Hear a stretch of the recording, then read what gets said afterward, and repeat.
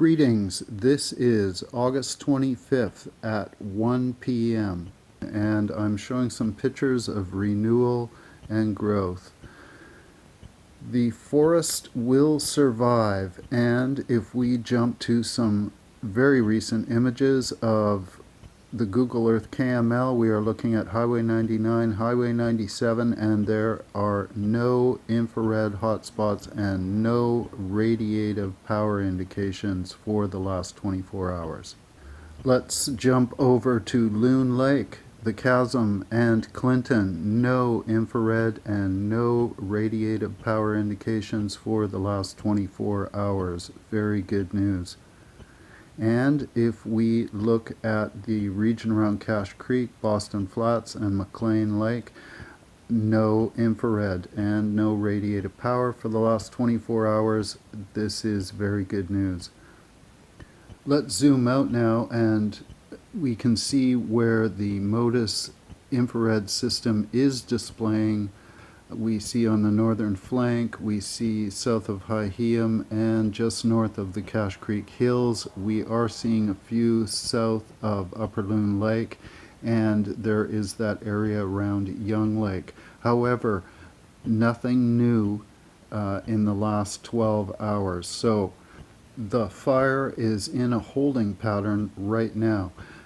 If we jump over to the VIIRS radiative power scan, we are seeing very similar positioning. They virtually overlay each other. Here we see some intensity northeast of Young Lake, and we are seeing flurries of activity south of Hyheum and south of North Bonaparte Road, near McMahon Lake and near the Rayfield River. Going back to the MODIS system, and we can see where north of North Bonaparte Road on the slopes of Mount Jim south side, we are seeing 5 indications there. There's 1 indication at the top of the hill east of Jim Lake. I'm also watching this older concentration that is appearing all along the eastern flank of Pressy Lake at the North Bonaparte Road. If we switch over to the radiative scan, we are seeing some of that intensity northeast of Young Lake, and it appears to be moving further northward, not eastwards. I'm going to zoom a little closer north of Young Lake, and I'm looking at these 6 purple and blue spots in the center of your screen. I'm also noticing the ones to the southeast of Pressy Lake, and this is the furthest eastwards that we're kind of looking at right now. I'll save these screens, and if I can, do an overlay on future indications to see if we have any movement there. We've pulled back and we're looking northwards at an angle over Young Lake, and this is to give you an idea of the terrain and the Bonaparte Valley and where the positioning is of some of these heat indications. We are currently looking at winds from the south at about 3 kilometers an hour, so that is advantageous for the Young Lake area, pushing that volatility away from the valley. If we look at the forecast, pretty much the same. You should be having overcast skies, but those will clear off. The temperatures are going to remain moderate. However, it could get a little warmer Monday and Tuesday. Wind velocities staying in around 6 to 9 kilometers an hour. A lot of variation, primarily from the south. It could flip and have a wind shift depending on your position on a plateau, valley. I am not seeing any significant gusts, so that's good news. Jumping over to the Big Bar Cam, and we are seeing some overcast skies, a little bit of blue trying to peek out. These aren't necessarily haze. If we go up to the Begbie Cam, which again is sunny, we see this high overcast, some density in the clouds. It doesn't appear to be the same formations that we'd expect for lightning. So hopefully this maintains a bit of cooling and gives our crews this continued advantage. I'd like to follow up and revisit the wildfire that broke out east of Kelowna on Highway 33 around the Philpott FSR. It appears to have gone northwards up a little bit of a valley there following the FSR, and we will take a look right now at the VIIRS system, and it's showing a couple of indications. And if we switch over to the MODIS system, we are seeing a lot more indications, a couple on the south side of Highway 33, but most of that new growth is occurring north and going up the valley. I'm not seeing growth towards Three Forks Road or even Grey Stokes Road. It appears to have gone on the ridge lines towards the plateau top on the north side. Here is looking from Kelowna eastwards, looking down the valley, and we can see some indications on both sides. However, most of the new growth is on the north or left-hand side of that valley.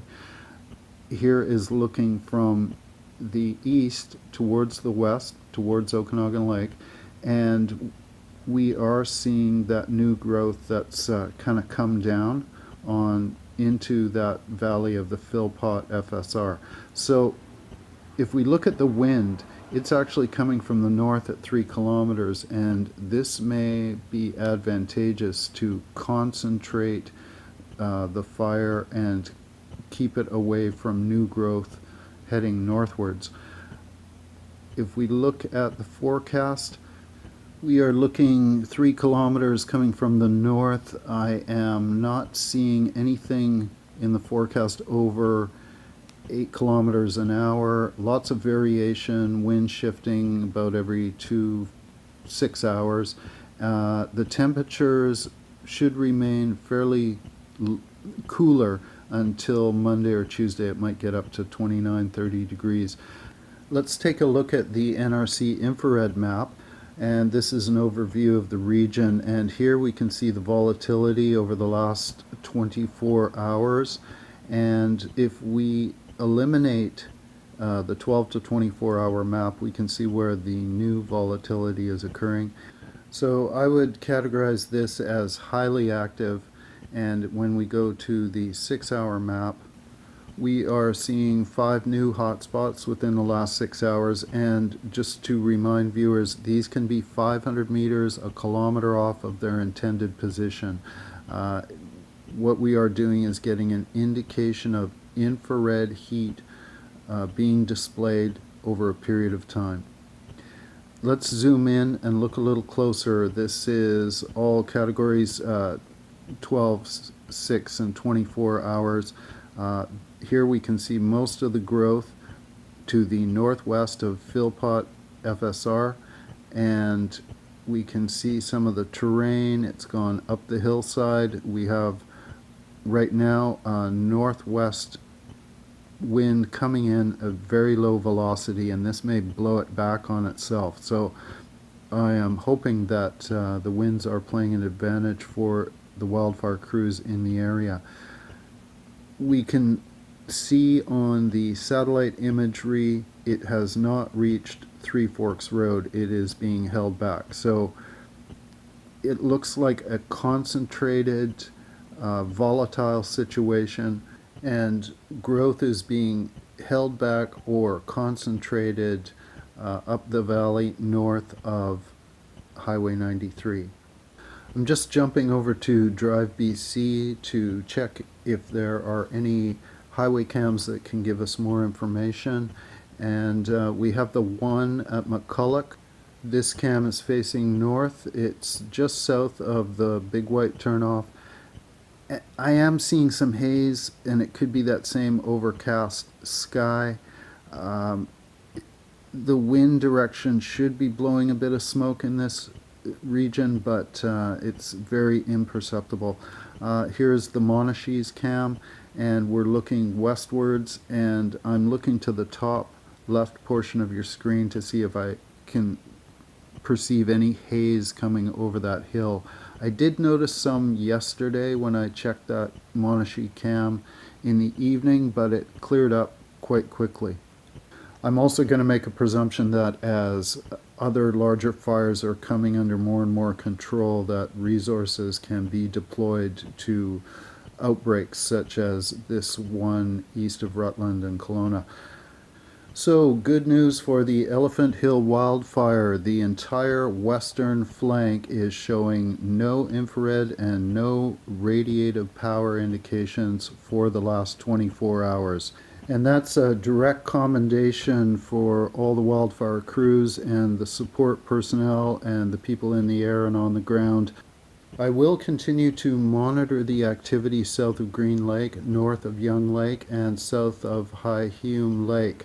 And I want to thank each and everyone for taking the time to watch these videos, and especially thank you for all your comments and encouragement to do this.